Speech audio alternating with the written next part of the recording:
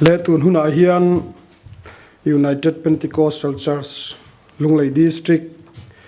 Nuaya Literature and Publication Board in ruam man kan lo siam to angin kumsang ni le som ni le paru PCD Zirlaibu tlangzarh na kan nei don ba ka mizo tong man dikle man war chung changin zirtin na nei ni se kan tia suta tana kong peng poimo tak mai video clip toy reels kan tiang chi tai panga siamin tun huna hian chung result puan na ta chu inti siak result puan na ta chu kan nei dona lo man sem na kan nei ngal dona ni a khan pa in kan program nei tu te po ka chiar chuak lawanga hun ser min man sak tu ri Reverend Silal rin tluanga district superintendent UPC Lunglei district ani dona ni ti chuan PCD Zirlaibu min tlangzarh sak tur hian Reverend PC Lal Fakuma advisor PCD Lunglei district kan som ngani hi district secretary ni lai ni bok ani ti chuan Zirlaibu lan na hi Reverend Ralkap kung khiang te kan literature and publication board kan member kan committee member poimo tak mai ani kan som don bok ani ti chuan lai huna hun toite kan manga voina kan som bik te po a khan pa in mel create tir nai mohanin din tir na kan nei khan lawanga tuna la hian pennet stadium min man tir tu pennet kan roi tu te le committee te hena polom thu kan sei du bok ani engpo ni sela hun ser kan devotion min man sak turin Reverend Silal rin tluanga kan district superintendent kan somanga chuminua chon hun tote minute ni khatlai literature malak na an tarlan lok te po kan du don ani letuna kan district superintendent li soming kan lo somange fu chairman kalome voina hian hun ser mang turin min ruat na kalom hle a lali soming in lom thu ka soyani pathian thu kan chiang ma lange timothy ne na tirko polo le khathon pakhat na bungli chang som le pani atang hian chang som le paru thleng hian kan chiarange pathian thu thiang him ingai thlang u inau pan na tu mai ngai ne su se thu soi ko nga te che ko nga te mangai na ko nga te rin na ko nga te thiang him na ko nga te ring tu te ti hu tu mi zo kang che kalo kal ma lo zong chiar te thu hril te zirtir te bei war ro nang ma thil pe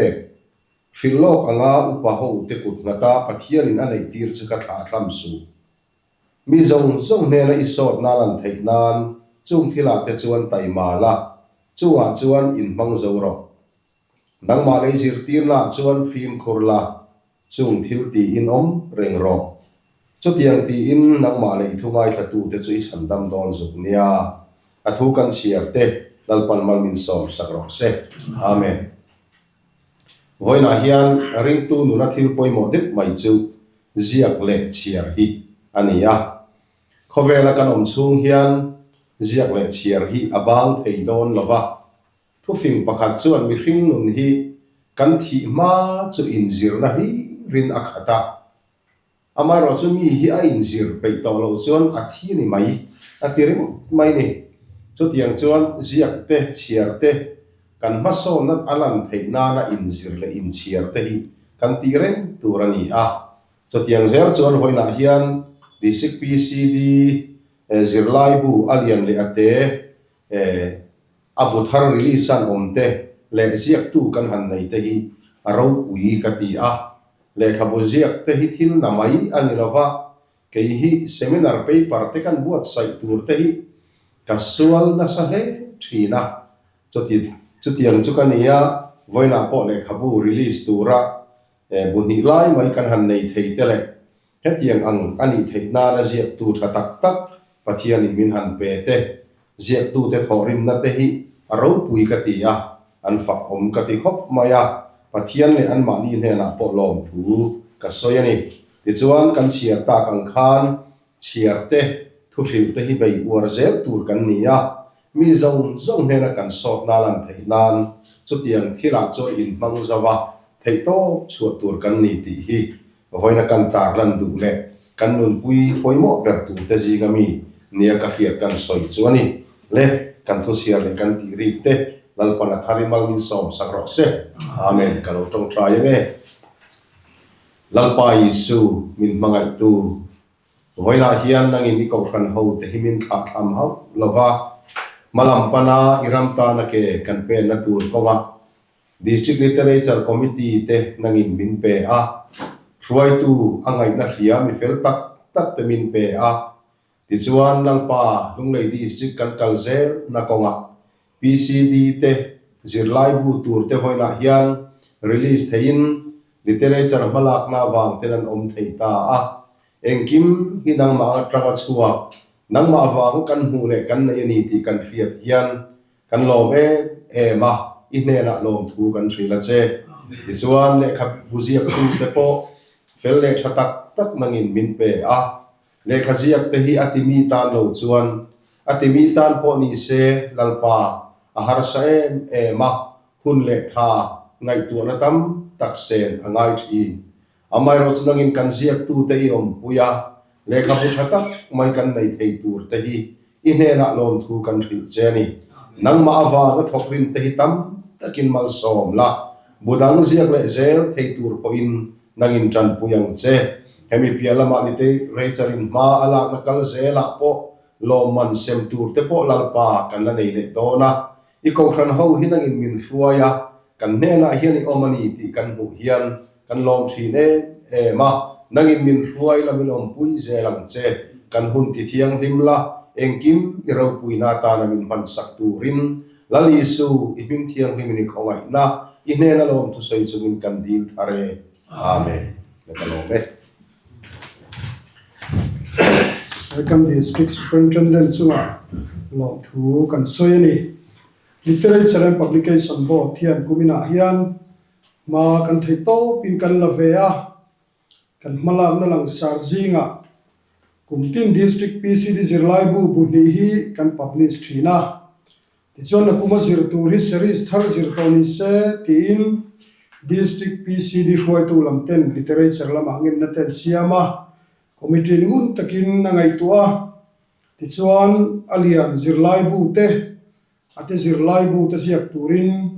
mi thatak tak pathian min pe a kum sangni le somni parute sangni le somni le pasari te sangni le somni le pariat Zirlaibu siak tu te po kan nei to ani tin chung mi te chuan ol sam takan zia theina turin outline pek vek an nia kumina po hian kan Zirlai ziak tur kan ruat na kuma kan Zirlaibu kan zir tur ziak tu te po hi alian Zirlai ziak tu hian thil siam bul te Israel te chanchin te thiang lim na thu te asiak dona kan zir dona ti chuan ate Zirlai ziak tu hian character study kan ti te Bible story ang chi ho te khaziakin chutiang chuan nakuma PCD ten kan zir dona ni akum le zela po chutiang chuan ro man na fel tak kan nei ani ti chuan literature and publication board hian project lian de mai ane chu sani la somni le paruk district conference release man kan in base tu nan kan bol pui meka kum thum kum level kalta a local rang le bial rang chanchin zia na bu khatuna hian kan buat sei meka na kum district conference kan hu man kan in base ni ti chuan kan pathian thu zir chu kan thalai te tin pastor tu zinga po tu na hian le khabu release publish tu ron the lu tu reng mo zat te po an ron the lu don ni ten kan ria a thil lung po lo ma ko khan ho te ziak le chiar ko nga tran kan lak zela poimo ten kan ria ani ti chon district khoi tu te min troi om na te po hian lom thu kan soi duwa ti chon literature yan na sa takin kan soi khan mala zelin ziak mi te ziak tu te po le kha ziaka publish ti result tu te point kan som du chewa tin chu ba ka kan kalphunga hian keimanin ziak tur kan som te na hian lo man claim pe veila kan ti kan rela voina he PCD Zirlaibu min zia saktu te na kumami tu pastor la lom sang te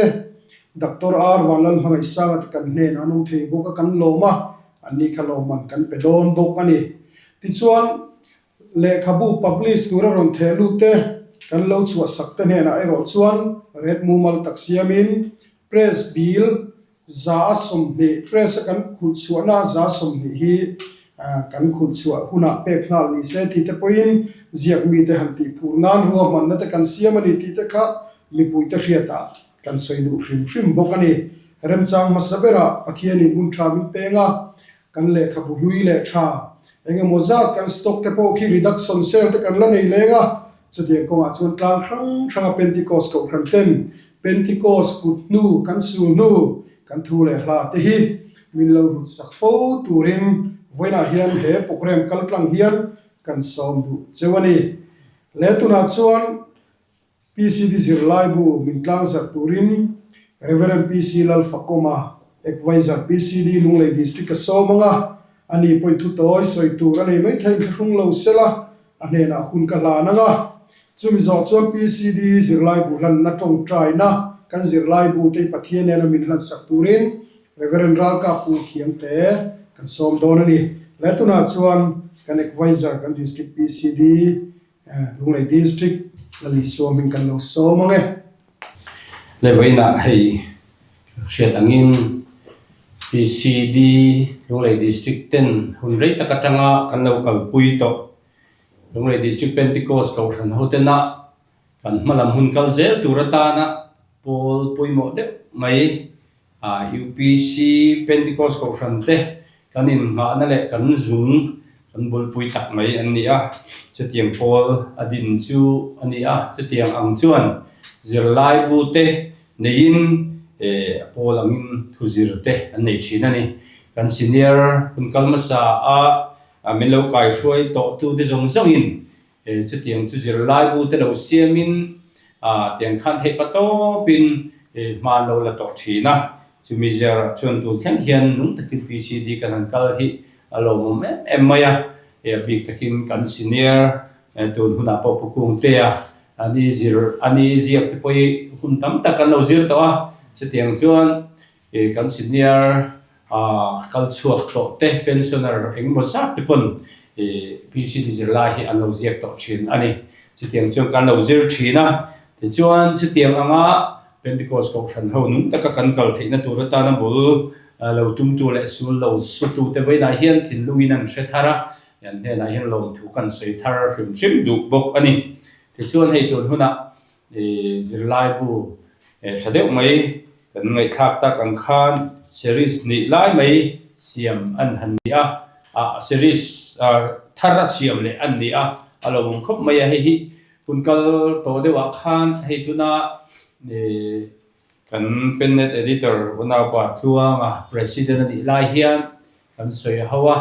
kumma borvel project nei khan series kan kalpui to chu tu na hian kan mangzo ta che ni nan langa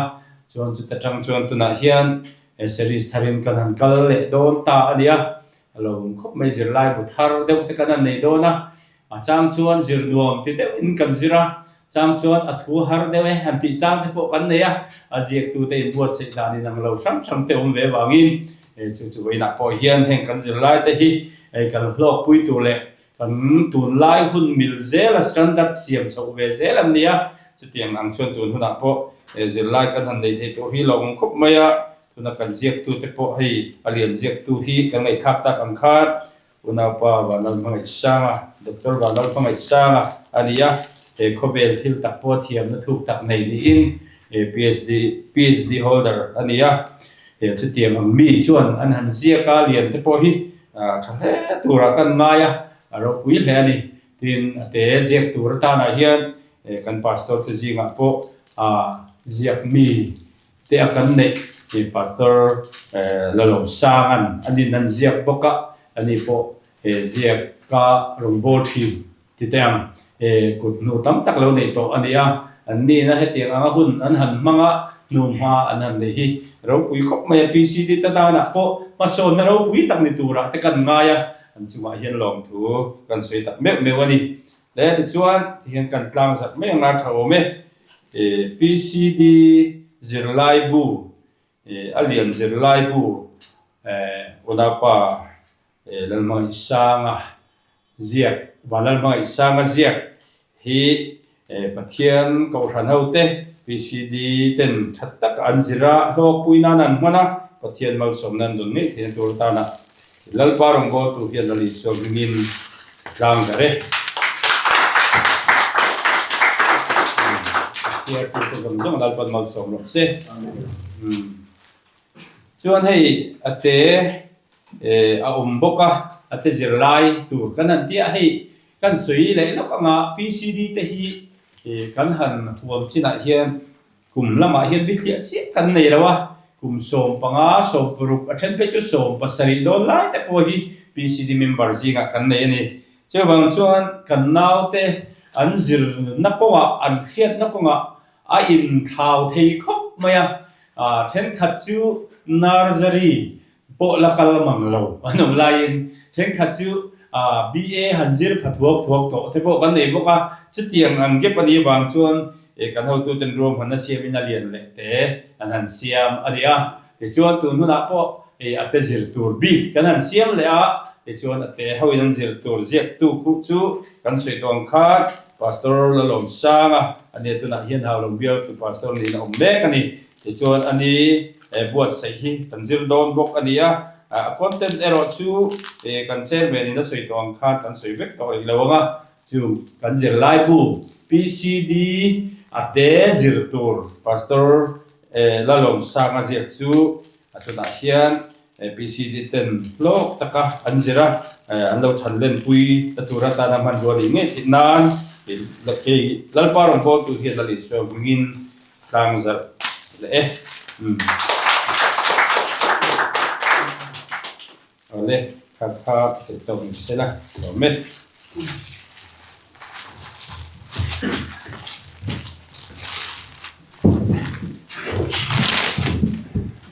heng kan Zirlaibu te hi voina tang hian ko han office a bukhat cheng som nga ve ve in le thein om don ani ti kha kan soi ni chu ti chu tu na chuan kan Zirlaibu pathian he na to tana min hat sak turin reverend ral ka pu khian te ali som kan som nge heta local sela le pathian he na to ta ya u la pa min mangai tu nangin voina hun thatak mai min pe a dam taka kan kal the wang po hian ine na lom thu kan thile che Amen. ti chuan hei voina hian kan naute PCD te na ma thu taka an lo than len the na tura Zirlaibu buat sai alo ne le ta a ti chuan heng Zirlaibu te siam tur ziak tu ratana kan me ruat te nangin tharau lama po fin na te pe a an siat na konga te po lalpa mal som na tam takile vorani chonga wang chuan heng le khabu te kan lo nei thei ta a inhe na lom thu kan thila che Amen. chuan he Zirlaibu hi zir to piang ten nang ma hiat chian na konga te nang ma du zonga nung tu ra in po sai na konga te nang ma thu tak ni tina an nu na an lak lu the na tu ra man ro pui taka min man sak la mal mi som sakang che Amen. he Zirlaibu hi ekota karon la ne Amen. lalpa nangin azir tu zong song te rin na konga nang ma hiat chian na konga te rin na konga le irong bol tu ra buat sai tu lo ni selangin ten mi ring dam chung nun kong min ko mu tu le min kai hoi tu atan man ba min man sak bokang che Amen. chuan lalpa kan hun lo kan le se tu ra kan fa te kan tu te nang ma thu ta ka kai hoi thei tu rin PCD zirtir to te nangin mal som lagin heng Zirlaibu te hi an zirtir thiam the na tu rin heng te hin man rua an man thiam the na tu rin tan pui po kang che e ko than ho ten malam pana ke kan pen je the nan kan hun te kan nun te nangin atharin men po sai sak zelang che I chuan heng mo phut na nei tu Literature and Publication Board ten ngai tu na sengin ruam hanate nei ania heng ruam man na lo ne te po atta ka kan chaptir the na tu rin nang man mang mi som saklamin kai suai je lang che kan hun te ikut akan hla ne ro puina le choi moi ne ro chu nei langin lali so mingin ne la karon dil che ni Amen. Hello me heng kan Zirlaibu te hi edit voi ni pal tlang ani nuwa Literature and Publication Board Committee arun luta mizo grammar punctuation te dikem ti ten dik vek ani nuwa theological reflect kan anti pathian thu chungom te hi ko khan zirtina ta na him thaem atwan king thaem a dik to kem ti hi kan en dik vele a committee ten chumi nuwa chuan committee po voi ni vela paltang nuwa test print te kan print kan en dik le a kan thei tok chuan kan uluk kani ti chuan chumi nuwa chuan offset press a ban ni in tu huna hian ti hian arun chok thei ta ani ti kha kan soidu ani tuna chuan thu soi turin rombol tu vilal romoya president PCD Lunglei district kan lo so mangela li so mingin local sela ole voini a PCD Zirlaibu tlangzarh local zong te kan tha le zum kan hatu tak te kal sana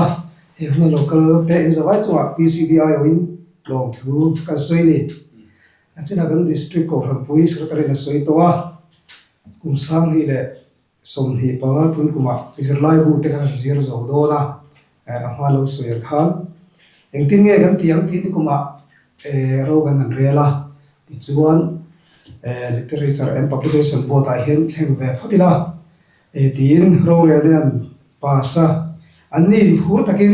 kan ngen na te min ti ho ling sara wangin an chunga district PCD ayo in lom thu ka soi tak me yo ni ti chuna jiak tu te kan pastor te kan doctor te in chunga lom thu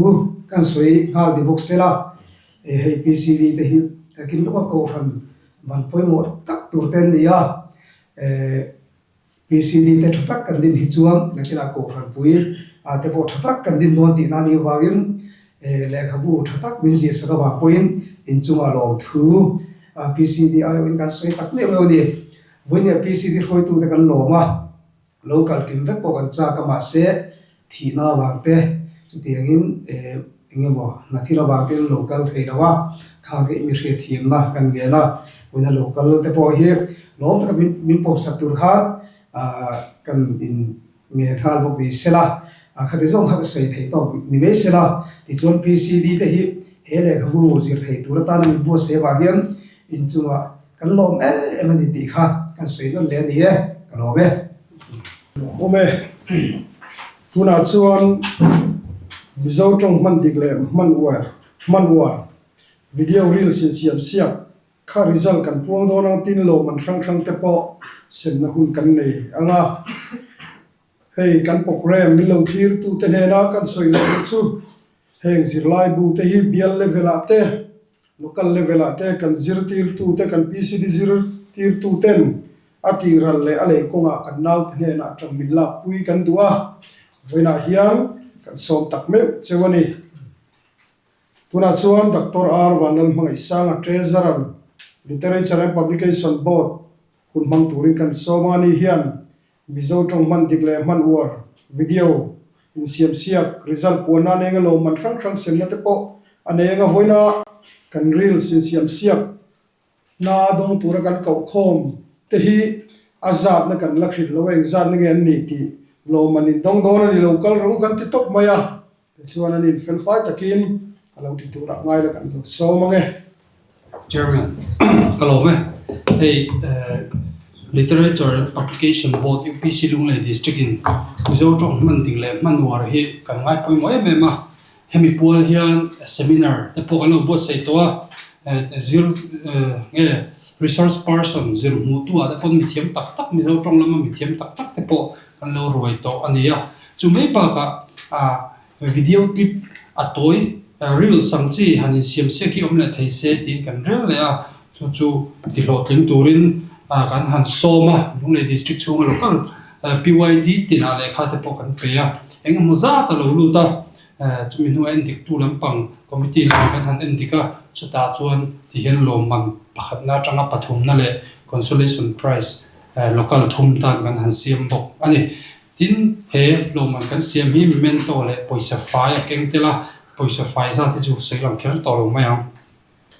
consolation na tang hian siam tanila a thain ka ria mi sem sakturin kan senior reverend ral ka kung khian te kalo som lai ham hai lo ding mai se consolation prize pakhat pathum minan donga ai nang vaka am poisa don fo pakhat chu anom chu lo helai hin lo chok se ren nan don nia consolation prize dong tu pakhat chu PCD haulong lal veng local PYD haulong lal veng local lova local mo PCD zok mo PCD haulong lal veng local consolation prize dong là ni số miếng cái đồ làm thế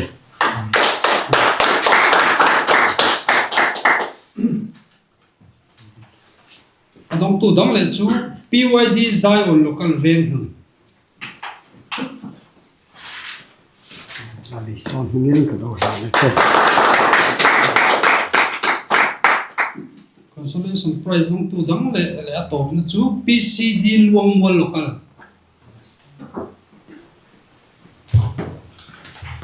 là số miếng cái đồ làm thế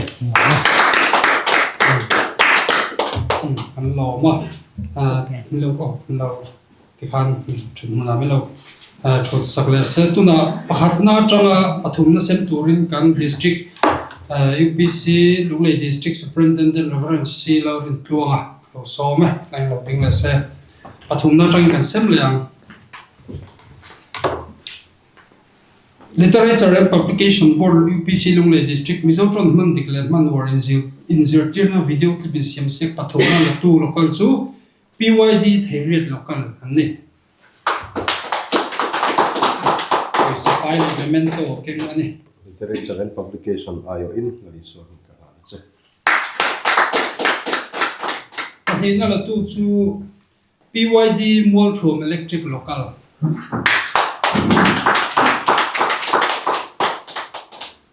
Literature and Publication ayo in lari so ka che Literature and Publication Board UPC Lunglei District Mizo Trong Phan Diklen Manur insertir na video clip in siamsiak pakhat na la tu local chu PYD Ramthar local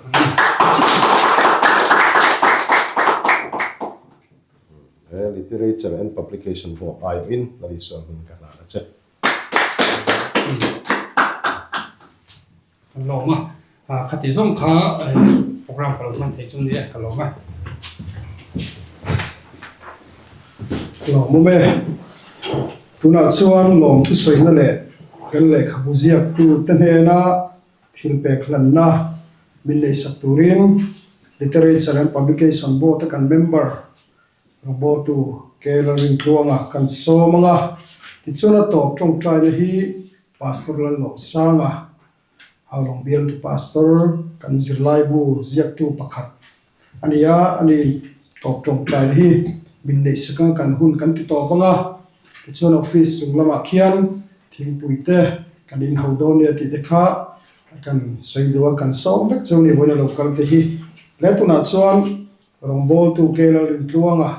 so mange chairman in hun tha min siam saka lom thu kan soye masa in lom thu kan soi ma in thilpe khlan na kan nei masa anga kan thilpe khlan tur te kan soi ta kan khanin le khabu Zirlaibu min zia saktu te edit na min tho saktu te hena Literature and Publication Board UPC Lunglei District hian thil pe kan han pe ve thina chu tun huna hian lan na kan nei do na min han sak turin kan district PCD roi tu te kan so manga han ni min han sak ta sela a thao me hasa in kan president lo chuak sela ani hianin alian ziak tu brother Dr. Arvan mangai sanga hne na memento le poisa fai min han sak do na ni PCD Zirlaibu Images awangin ang loob ni tigre na hero. Sana ko. Rombo dollar in dikalo chok vele Salakan district PCD secretary asang le sang de po kain han sela thome PCD Zirlaibu ate min ja sak tu pastor lom sanga district PCD Zirlaibu te Ata kami sa programin mo tu so tak mek naman ni tikhanin kan PCD advisor Reverend PC Lal Fakoman edit na min tho sak tu te Reverend Ral Kap kung khiang te le upalan nun sang chong thu ten ni a amar chu palan nun sang kan district literature and publication board secretary he aizola ma meeting ani wangin arong kal theilowa pukung te chau hi min han sak tamai ta sela a chaw me literature and publication board ayo in aliso se masang hun min han sak tu ta chunga long tu kan soye tikhan long tu soina toy te kan ni chun zomanga hei literature and publication board hianin ma kan han la a chumi zona chuanin PCD Zirlaibu te kan han bo sai dona ni china kan PCD advisor in soyang khan kalo soi chhuat rum tak lom thu kalo em na po ani a PCD president te minga kan han ni velai khanin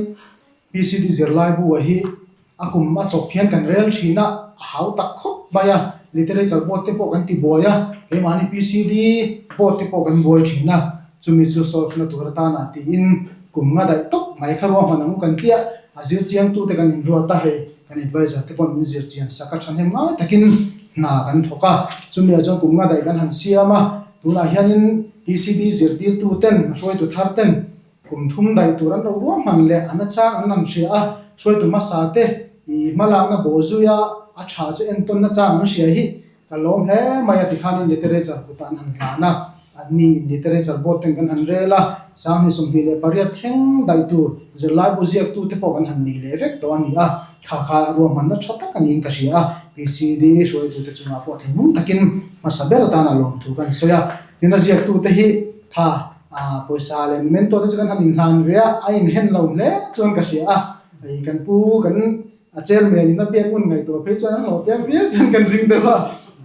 kan chairman nen hian ani biak tamber kum te pon kan ring dewa na kama mate kan pastor wale te po kan chairman hian tu na sai ka ria chan chu I kumina zir tur kha kumina kan han soi chopa kumin bi ka ta na kha chuan na kuma zir tur kha kumina han ziak chopa ni a chop chin lo theilova tun huna ma taka tlangzarh kan du sia wa khanin ani pon thanem nga takin min han ti saka kan han pe thei te hi lo momin kan ria a in chunga thilung takin lom thu kan soya edit na min tho sak tu pukung te au palan nun sa chom thu te chunga po thilung takin lom thu kan soya edit na tho hi ana mai lova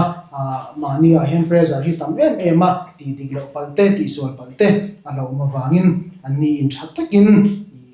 edit na min tho saka an chunga thilung takin lom thu kan soya ni kha Zirlaibu bi ka chuanin nita sela chuanin Reels bi ka khan video Insiamsiak bi ka khan lom thu han soi le kan du'a hei kan han bo saya thelut mang hi kan om lawang a ti te kan hlau thonga PCD le PYD te ta na kan han bo soi le kha te kan han sem chuak ko veka amaro chu an va in local lu ka tangin aron lu ta I kan be se a tak chuna to ba chon ron lu tha tin asiam te po hau tak ti kan sia hetia toy si I thun kim si fel fai si tu kha chuanin idea ni thatte kha nga em a tuna pakhan na tanga pathum na mai ba ka solution price dong tu te po kha nakina pen na YouTube channel lung le YouTube channel lama karon da chua ka nga I a thata nga ni a en dik tu ta na po du than har khopin ani kan ringa chuwang chon lomandong tu te mai ba ka solution price dong tu te po in pek na a lom thu kan soya kan thil siam kha atha em ve kan ti la kha kan soi dua a en dik tu di chial mai la kan ne na ma sa ron lu khom wangin kalo en ve ma sa zela khala ya khan kan shiat ve thei phani ti lai kha kan soi en zawai chunga lom tu kan soya zawai chunga ai bai so mingin lom tu kan soi ni kan me hello mo me puna chuan kan hun kan lo ti top don to anga kan zain kan ding anga pastor ngan lo sanga hawlom bial tu pastor lo tu so trong trai na lenga ti chuan kan hun kan ti top don dia kan zai lo ding u